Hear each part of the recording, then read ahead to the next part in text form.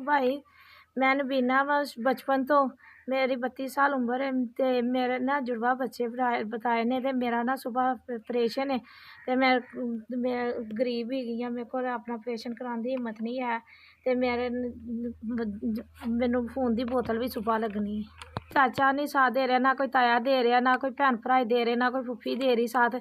12 साल बाद रब ने मैनू जुड़वा बच्चे देने ने ते मेरा सुबह ऑपरेशन ही मेरे भाई को इन्नी हिम्मत नहीं है मैं अपना ऑपरेशन सुबह करा लवां, खून की बोतल लवा ला, दवा दारू करा ला। मैं बहुत ज़्यादा ही माड़ी ही गई हाँ भाई। मैनू 8000 रुपया तेरे वालों मिलिया जिन्हें भी दिता अल्लाह पाक उन्होंने बच्चे जीन, उन्होंने माँ प्यो जीवे, भैन भरा जीन, अपना बच्चों का मूँह धो रहन, सारी उम्र जिंदगी तंदुरुस्ती जिंदगी वाले होन उन्होंने बच्चे। उन्होंने तंदुरुस्ती जिंदगी दे लंबी जिंदगी होवे, उन्होंने माँ बाप की, भैन भरावां दी, उन्होंने बच्चों की रब तंदुरुस्ती जिंदगी देवे उन्होंने, इन्हें तंदुरुस्ती देवे। मैं अपना दवा दारू करा ला, नाले मैं अपना ऑपरेशन करा लाँगी। अल्लाह पाक उन्होंने तंदुरुस्ती जिंदगी देवे, उन्होंने माँ बाप नूं, भैन भरावां नूं, धीआं पुत्तरां नूं देवे।